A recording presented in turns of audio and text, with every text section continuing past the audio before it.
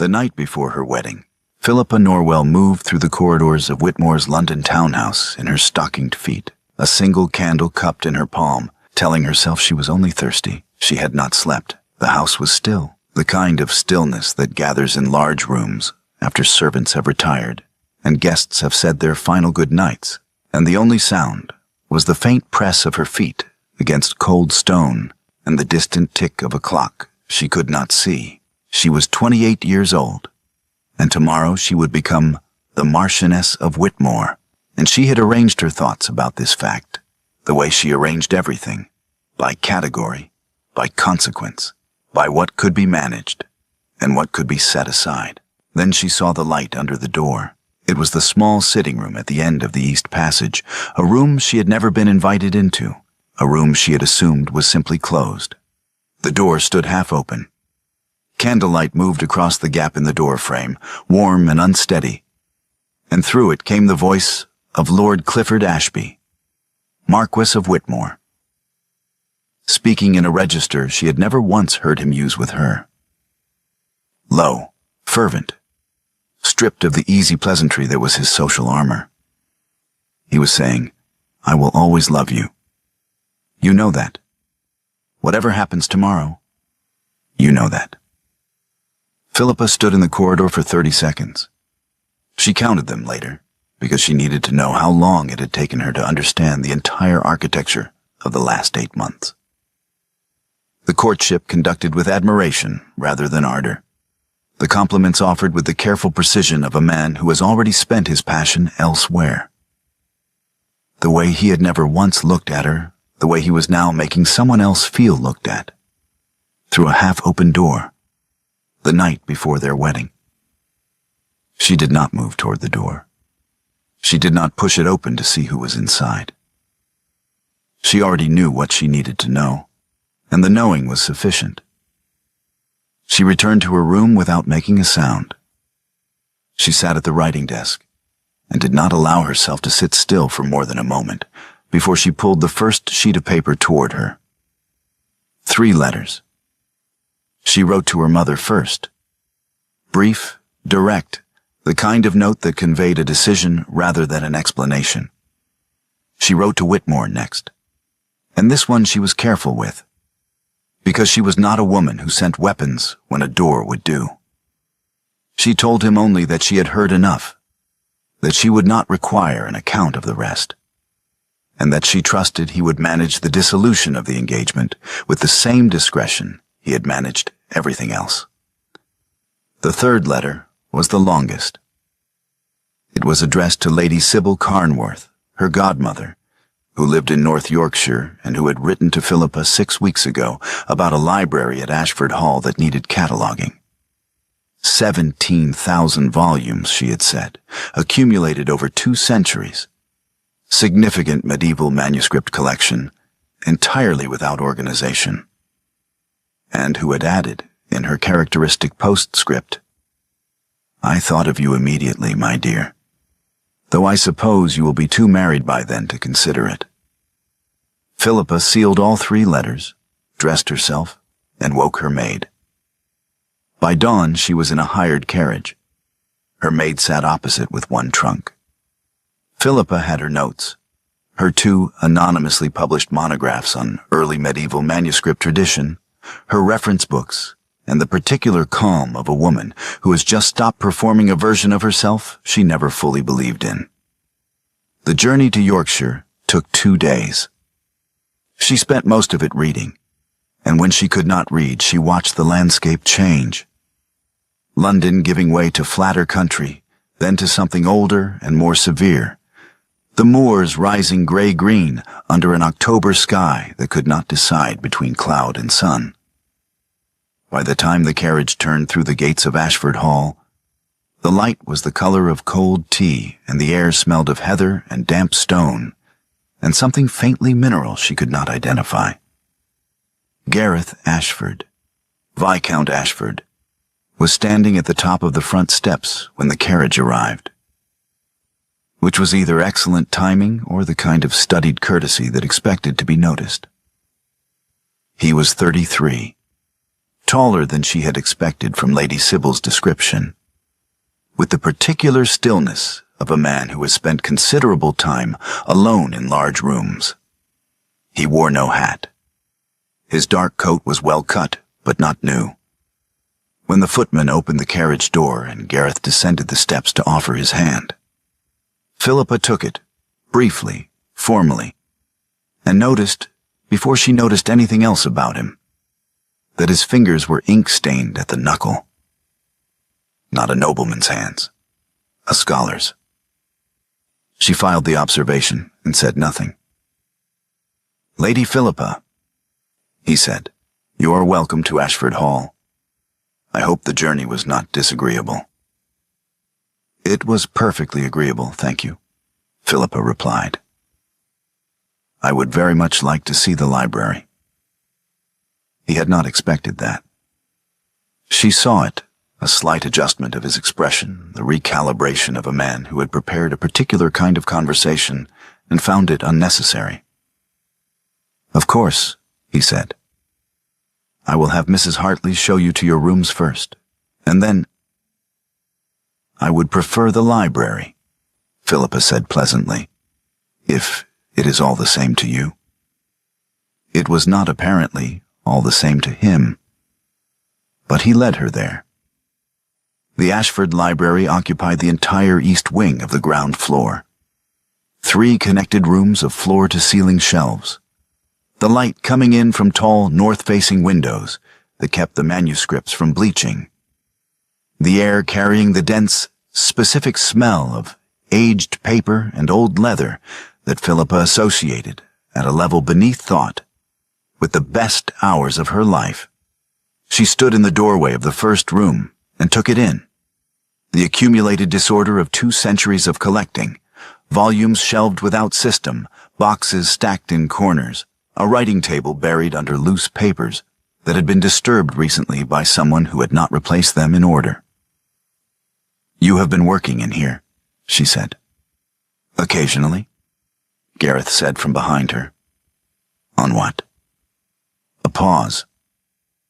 "I had some questions about the provenance of the Flemish material in the 3rd room." Philippa walked to the nearest shelf, ran her fingers along the spines, and stopped at a volume she recognized by its binding. She drew it out, opened it, and looked at the manuscript page inside. "This is not Flemish," she said. "The script is insular half-uncial, 9th century at the latest, probably Irish transmission. Whoever told you this was Flemish was either working from memory or did not have access to a comparative exemplar." Gareth said nothing for a moment. Then, "The previous cataloger attributed it as Flemish." "The previous cataloger was mistaken," Philippa said, and replaced the volume carefully. "Shall we begin with the manuscript room, or would you prefer to start with the printed books?" He was not pleased. She could feel it in the quality of his silence, not the comfortable silence of a man considering a question, but the taut, careful silence of a man deciding whether to say what he was actually thinking. He chose, in the end, not to say it. "The manuscript room," he said. She followed him through. The first letter from Lord Whitmore arrived on the 4th day. Philippa was in the manuscript room when Mrs. Hartley brought it, a sealed envelope on a small silver tray, delivered with the careful neutrality of a housekeeper who had been in service long enough to understand that some correspondence required no expression of curiosity. Philippa set down the provenance record she had been annotating, opened the letter, and read it standing at the writing table. Whitmore was civil. He was, she thought, genuinely trying. The letter had the quality of a man who had sat with several drafts and chosen the most measured. He asked her to return to London. He said the engagement could be dissolved quietly, with minimal damage to her family's name, if she came back before the story had time to settle into gossip. He said he hoped she understood he had never intended to cause her pain. He did not, she noticed, say anything about what she had heard. Her mother's letter arrived the following morning, and it was shorter and less careful. "Philippa, please. Come home and let this be managed properly. There is nothing to be gained by staying in Yorkshire." Philippa read both letters at the writing table in her room, folded them, and put on her coat. She walked the mile to the village post office herself, in the October cold, with the 2 replies she had written the previous evening. The postmistress took them without comment. Philippa walked back to Ashford Hall along the lane that edged the moor, her breath visible in the air, the heather gone brown and flat on either side of her, and understood with complete clarity that she had just made the choice permanent. Society would know within a fortnight. The story would be that she had fled the engagement. Not that she had left a man who had spent the night before their wedding declaring undying love to someone else through a half-open door. She would be the runaway party. The wronged woman was a category that required witnesses, and she had been alone in the corridor. She walked back into Ashford Hall and went directly to the library. Gareth was already there, standing at the manuscript table with a volume open in front of him and his reading glasses pushed up onto his forehead. He looked up when she entered. "You went out?" he said. "I had correspondence to send," Philippa replied, and sat down at her section of the table and opened her cataloging notes. He watched her for a moment. She felt it without looking up, and then returned to his reading. They worked in silence for 2 hours, and the silence had the particular quality of 2 people who have each decided not to say the thing they are thinking. But the collection she had already found was genuinely extraordinary. The Flemish misattribution had been, it turned out, only the beginning. In the 3rd manuscript room, filed between 2 printed books of no consequence, she had found a fragment of an Anglo-Saxon computus text that had no business being in a private Yorkshire collection and every reason to be in a museum. She had recorded it without saying anything to Gareth yet, because she wanted to be certain before she spoke. She was always certain before she spoke. She had begun to understand, going to need to stay here considerably longer than she had originally told Lady Sybil. By the end of the 2nd week, Gareth had been present at every cataloguing session. This was, Philippa had decided, not coincidence and not hospitality. He questioned her methods, not rudely, but with the persistent, slightly elevated skepticism of a man who has decided to find a reason to doubt before he has examined the evidence. He offered corrections she had not requested, on matters where she had already verified her conclusions against 3 separate sources. He treated her findings as provisional, in a way he clearly did not treat his own, setting them aside with a small nod that said, "I will consider this when I have had time to review it myself." She had been patient about this, because she understood the dynamic and because she had work to do, and the work was more interesting than the irritation. But on the 14th day, he corrected an attribution she had spent 3 days verifying. "This manuscript," he said, setting his hand on the page she had been working from, "is conventionally attributed to the scriptorium at Lindisfarne. Your notation suggests otherwise. I think you may be working from an assumption rather than evidence." Philippa looked at his hand on her page. Then she looked at him.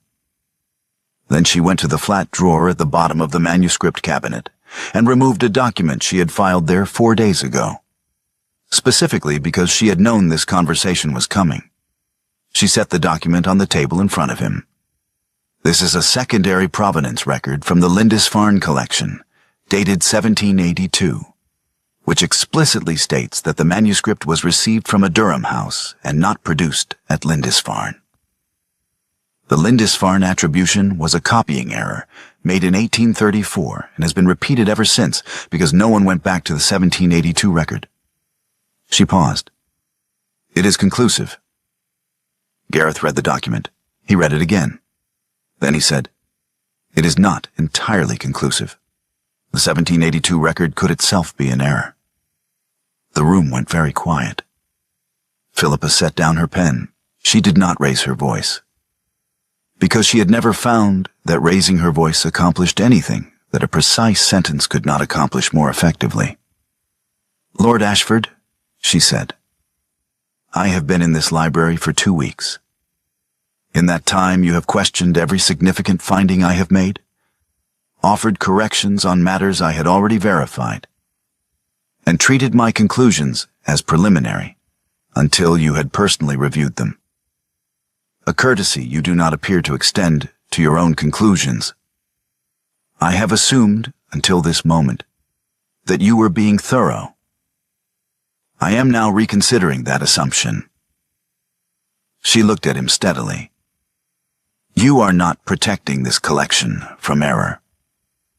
You are protecting yourself from the experience of being corrected by someone you have already decided cannot correct you. I would like to know, before we continue, whether you want a scholar working in this room or a secretary."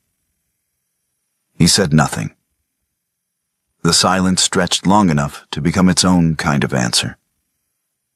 Then he turned and left the manuscript room, and Philippa picked up her pen and returned to her notes, because the work was still there, and the work still needed doing.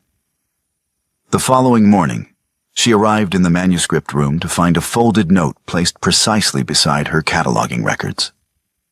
She reached for it. His hand was still resting on the paper.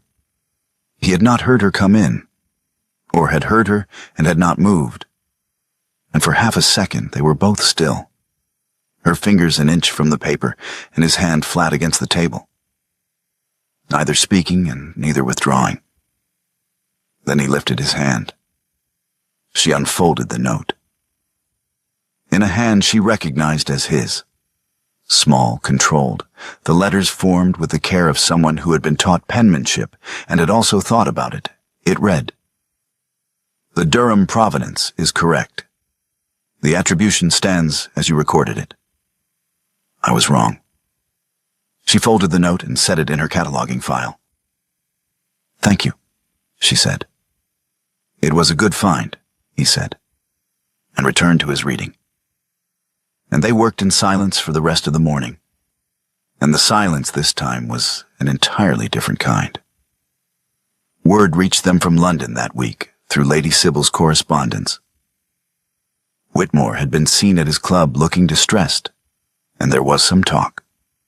The general understanding, as far as Lady Sybil could determine, was that Lady Philippa Norwell had suffered some kind of nervous episode and fled to Yorkshire, and that the Marquess was bearing the situation with admirable restraint.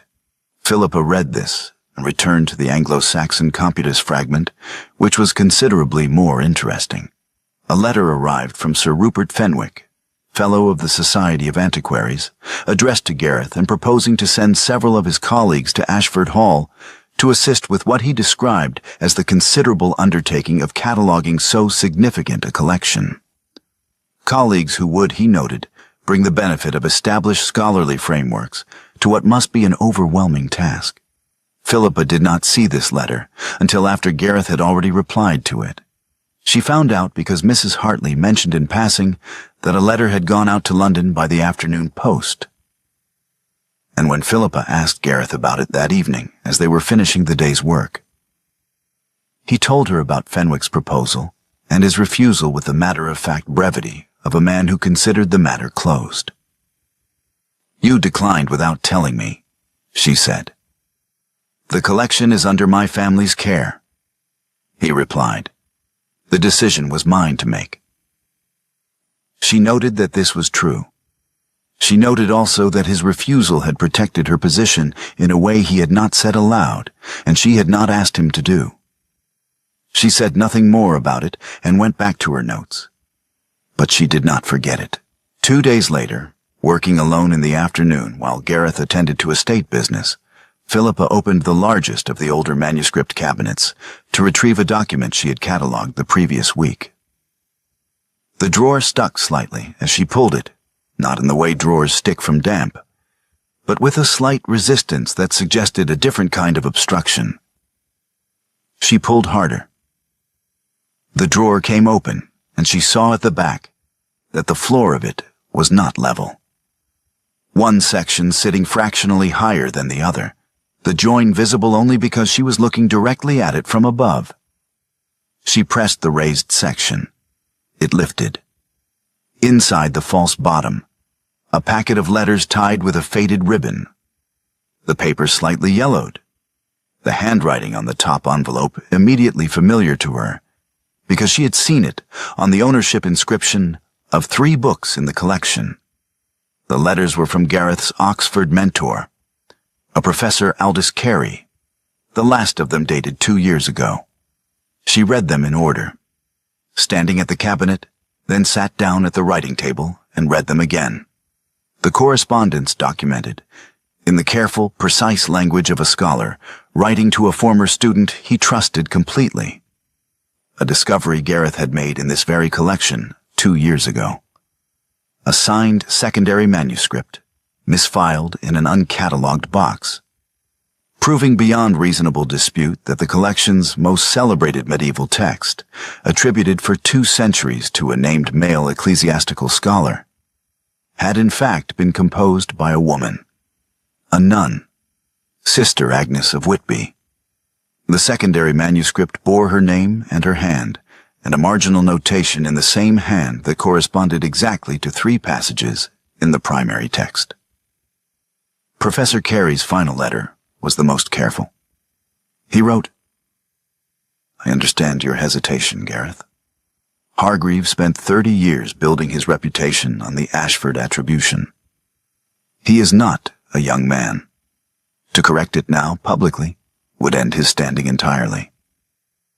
But I want to be certain you understand what you are choosing if you leave this misfiled. You are not choosing mercy. You are choosing not to be the man who made the problem visible. Those are different choices, and they require different names." Gareth had left it misfiled. Philippa sat with this for a long time. Outside the north-facing windows, the light was going, the moors darkening to gray-blue, the first stars becoming visible above the ridge. She had arrived at Ashford Hall carrying a clear picture of the man she was working with.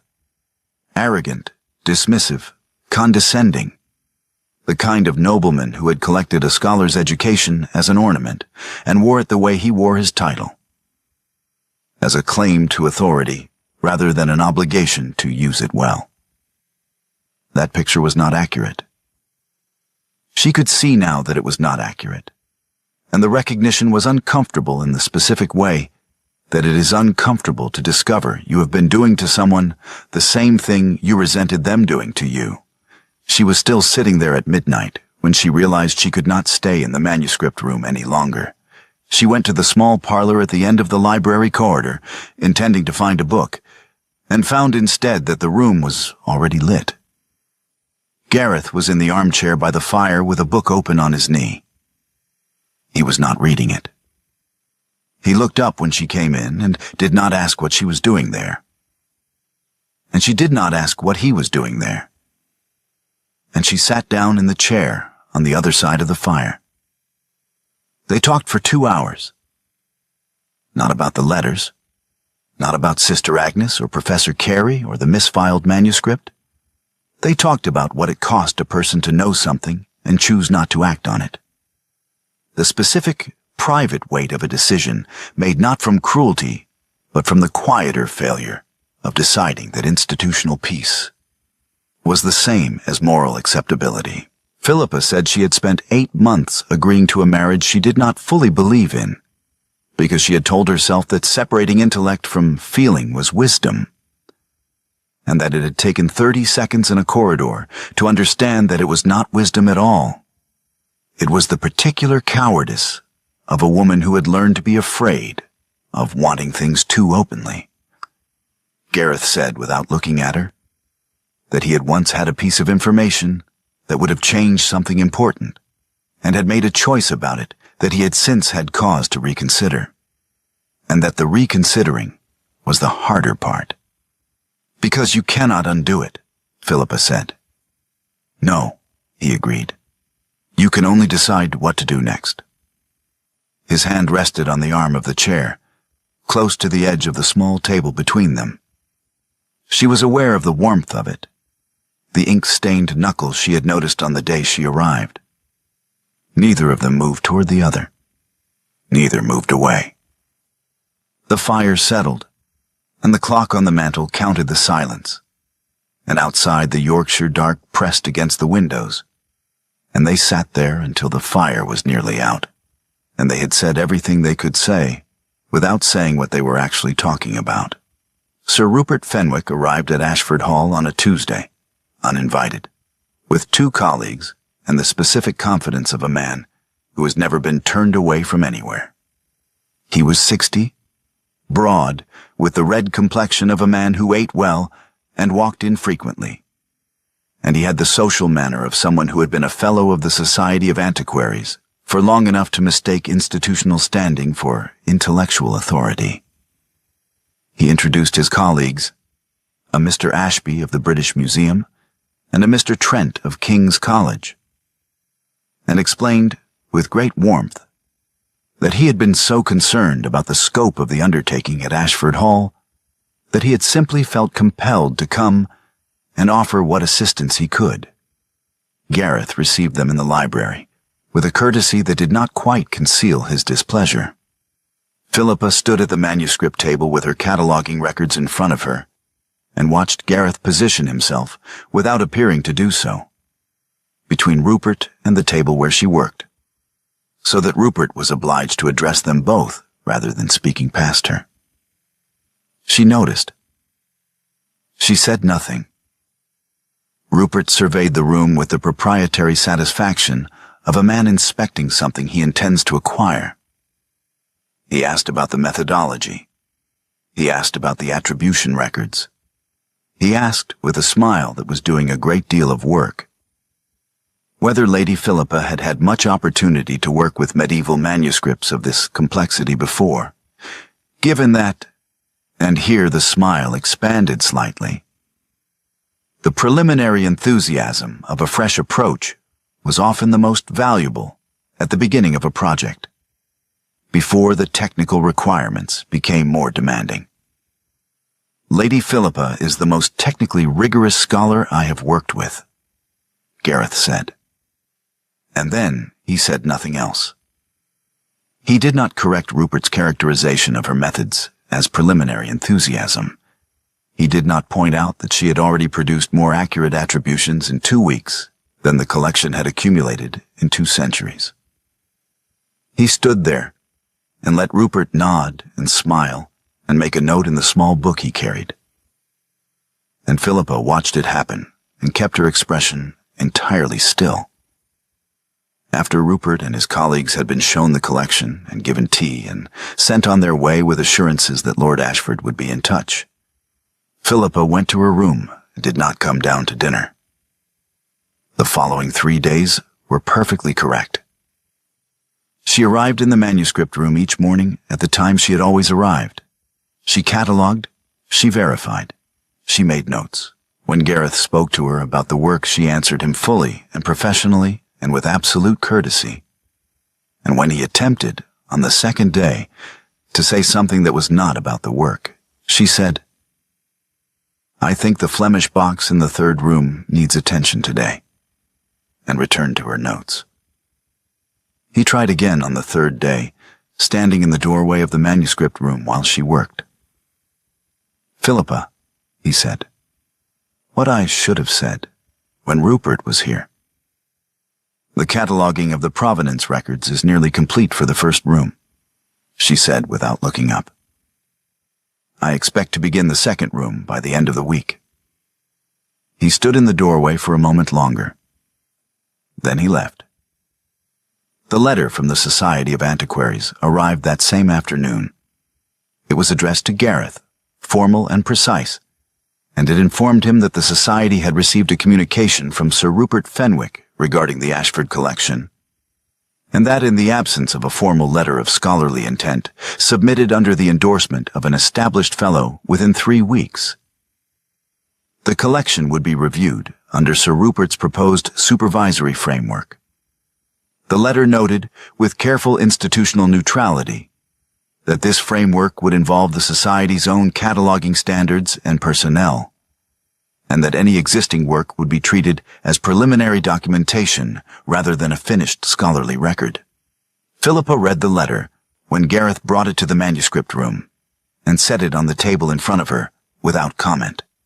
She understood immediately what it meant. Without an endorsing fellow, her name would not appear on any published work. 3 weeks was not enough time to complete the catalog, and the only person in the room who could write the endorsing letter was standing across the table from her, having failed 3 days ago to say what needed saying when it would have made a difference. She set the letter down. She picked up her pen. She went back to work. Lord Whitmore rode to Yorkshire on the following Thursday. He arrived in the afternoon, his horse having been ridden harder than was entirely comfortable. And he came into the library's outer room with his hat in his hands and the specific expression of a man who had prepared for several different versions of this meeting and was relieved to find that the one involving tears appeared not to be among the options. Gareth, who had been in the estate office when the carriage was announced, appeared in the doorway of the library. Philippa looked at him. He looked at her. She said, "Please," and he left, closing the door behind him. Whitmore looked around the room, the shelves, the cataloging boxes, the writing table covered in Philippa's notes, and then at her, and she could see him recalibrating, the way he had always recalibrated when she surprised him, which was more often than he had expected when he had first proposed. "You look well," he said. "I am well," she said. "Sit down if you like, or don't. I have about 20 minutes before I need to return to the third room." He sat. He turned his hat in his hands twice, and then set it on his knee. "I came because I thought you deserved to hear it from me rather than from someone else's account of it." "Then tell me," Philippa said. He told her. The woman in the candlelit room was Miss Clara Holt, his sister's companion, engaged to a man in Hampshire, leaving the following week for her new life. He had loved her, or had believed he loved her, for 3 years before he had ever met Philippa. He had told himself it was finished. He had believed it was finished. The night before the wedding, he had gone to say a final goodbye to something he had never managed to put entirely down. And the words that had come out of him were honest in the way that words are honest at midnight, when a man thinks no one is listening. He had chosen Philippa with genuine admiration, he said. He had never told her the honest history because he had trusted neither woman with it. Not Clara, who was leaving, and not Philippa, who was beginning. He had managed the whole situation the way he managed most things, which was to arrange it so that no one would be unnecessarily inconvenienced, including himself. Philippa listened without flinching. When he finished, she was quiet for a moment, and then she said, "I appreciate you telling me. It is more honest than the letter you sent." "I know," he said. "I'm sorry, Philippa. I am genuinely sorry." "I don't require your sorrow," she said, not unkindly. What happened in the corridor was clarifying, not devastating. I had been telling myself that choosing a practical arrangement was the same as choosing wisely. You did the same thing. We were both very sensible, and neither of us was quite honest. She stood up. "I hope you have a comfortable journey back to London. I have work to finish." He left. She stood at the window for a moment after she heard the carriage on the drive, watching the light on the moor, the particular amber of a Yorkshire late afternoon, the shadows long across the heather. Then she went back to the manuscript room. She was working through the last uncatalogued box, a wooden box with no label, found behind a cabinet during the reorganization of the third room, when her hand, moving through the loose papers inside. Found a document that was not like the others. It was smaller, folded differently, and when she opened it, she saw that it was written in a hand she had spent 2 weeks studying in the primary text. The same letter formations, the same characteristic treatment of the ascenders, the same marginal notation style she had recorded in 3 separate passages of the main manuscript. At the bottom of the document, in a clear, deliberate hand, was a name. She read it aloud to herself, quietly. Sister Agnes of Whitby, in the year of our Lord, 1143. Philippa set the document on the table. She did not call out. She did not go to find Gareth. She sat down in her chair, folded her hands in her lap, and waited. He came to the manuscript room an hour later. He stopped in the doorway when he saw her face, not the expression on it, because her expression was composed, but something in the quality of her stillness that a man who had spent 6 weeks learning how she moved would recognize as the stillness of someone who has arrived at a destination. "Close the door," she said. He did. She placed the Sister Agnes document on the table between them. She set it precisely in the center, equidistant from where she sat and where he would sit, and she waited for him to come to the table and look at it. He looked at it for a long time. She watched his face and saw, in the careful arrangement of it, the specific effort of a man who has known a moment was coming and has not managed to prepare for it adequately. "You knew," she said. He answered quietly. "Yes." 2 years ago, she said. "Professor Carey's letters. You found this document, or something equivalent, and you left it misfiled." He did not ask how she knew about Carey. He pulled out the chair across from her and sat down, and he looked at the Sister Agnes document rather than at her. The previous archivist was a man named Hargreave. He spent 30 years building his career on the attribution. He was 71. His wife had died the previous winter. I found the evidence, and I looked at what correcting it would do to him, and I decided... He stopped. I told myself I was being compassionate. "Carey told you what you were actually doing," Philippa said. "Yes, he did." Gareth looked up from the document. "I have known for 2 years that Carey was right, and that I had made the wrong choice. I had not yet decided what to do about it. And then you arrived, and began working toward the same discovery from a different direction," she said. He met her eyes. "Yes." Philippa was quiet for a moment. The candle on the table between them had burned down to half its length. Outside, the moor was dark, and the wind had come up, pressing against the north-facing windows with the steady, impersonal persistence of Yorkshire weather in late autumn. "I want to tell you what I think it cost you," she said. "Not in terms of the collection or Hargreave's reputation. I think you came here after Oxford and stopped publishing and stopped corresponding with the society and stopped doing most of the things you had trained yourself to do. And you told yourself it was because of your father's illness and the estate's demands. And those things are real. But I think the larger part of it was that you could not reconcile being a serious scholar with having made a scholar's choice for an institution's reason. You could not be the man who stood apart from that kind of compromise, and also be the man who had made it. So you stopped being either?" He was very still. "I am not saying this to wound you," she said. "I am saying it because I have spent 6 weeks assuming you were arrogant and dismissive.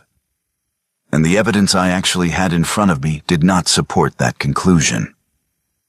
You were exact with me. You were rigorous.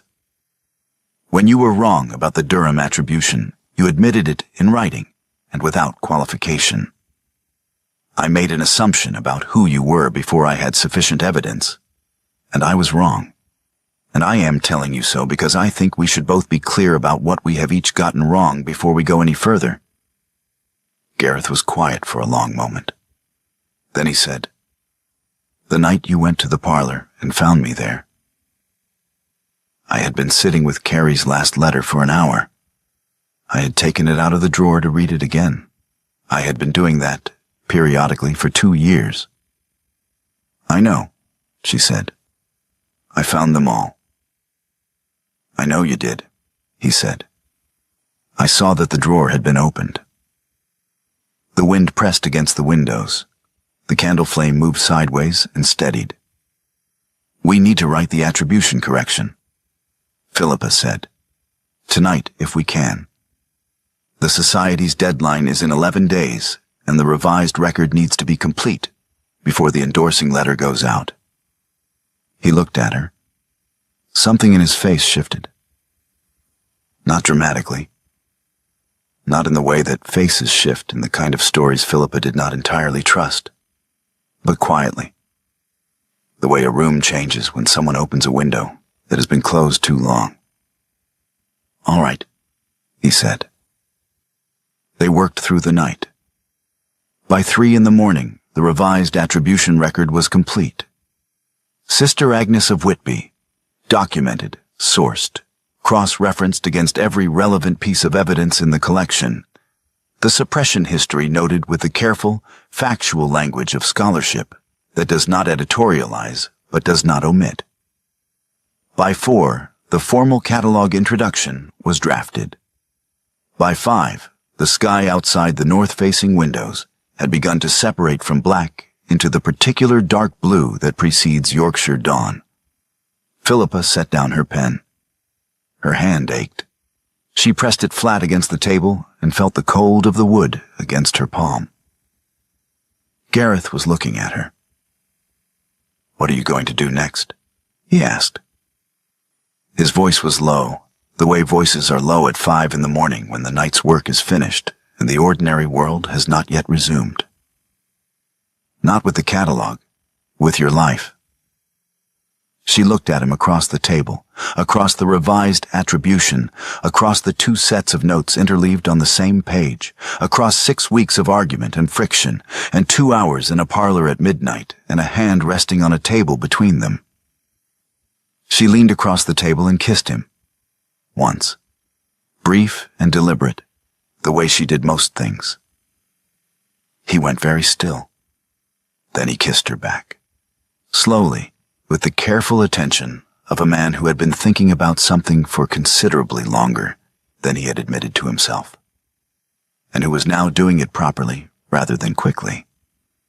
When they drew back from each other, the dawn was coming in through the north-facing windows, gray and clean and cold, and neither of them said anything for a moment because there was nothing to say that the night had not already said more precisely. Gareth wrote the covering letter to the Society of Antiquaries that morning. He wrote it at the manuscript table while Philippa slept for 3 hours in the chair by the parlor fire, and he did not show it to her before he sent it. She found out its contents later, from the Society's reply. He had submitted the attribution correction under his own name and endorsement, and had stated, in the formal language of a man who chooses his words with the care of someone who has spent years not saying what he means and has decided to stop, that the Ashford family stood fully behind the revised record, and that any challenge to the attribution of the primary manuscript to Sister Agnes of Whitby would be treated as a challenge to the scholarly integrity of the Ashford collection itself. He had also, in the final paragraph, named Philippa as lead scholar on the catalog project, and noted that her methods and findings were of the highest standard and would not be subject to external supervisory review. The Society's acceptance arrived 10 days later, addressed to Lady Philippa Norwell, scholar. Sir Rupert Fenwick's petition was dismissed in a brief accompanying note. The catalogue was accepted for publication with Philippa named on the title page as lead scholar, the first woman to hold that designation in the Society's published catalog series. She read the letter in the manuscript room, standing at the table, and did not say anything for a moment. Then she sat down, set the letter in the correct file, and picked up her pen. Gareth came in 20 minutes later with 2 cups of tea and set one beside her without comment. She looked at it, then at him. "You did not show me the letter before you sent it," she said. "No," he agreed. "That was either very presumptuous or very kind," she said. "I have not decided which." "Both, probably," he said, and sat down at his side of the table. They worked for the rest of the afternoon, and in the evening, when the catalogue was as complete as 2 people could make it in a single day, Gareth looked up from his notes and said, "The winter here is quite long, and there are 17,000 volumes, of which we have catalogued perhaps 4,000. Philippa looked at him across the table. "That is a statement of fact," she said. "What is the question?" "Would you like to stay?" he said. "For winter, for however long the work takes." She set down her pen. "What exactly are you asking me, Lord Ashford?"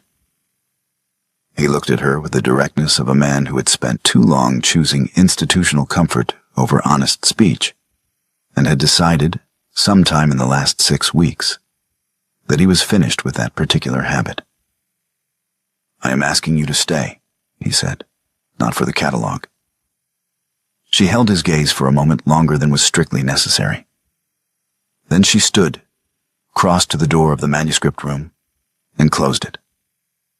The next morning, a single candle burned on the writing table, nearly spent.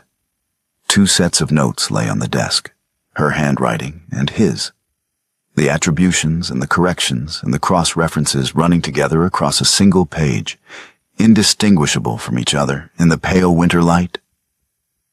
The way 2 voices can become, over time and argument and the long work of learning to see clearly, something that neither one could have written alone.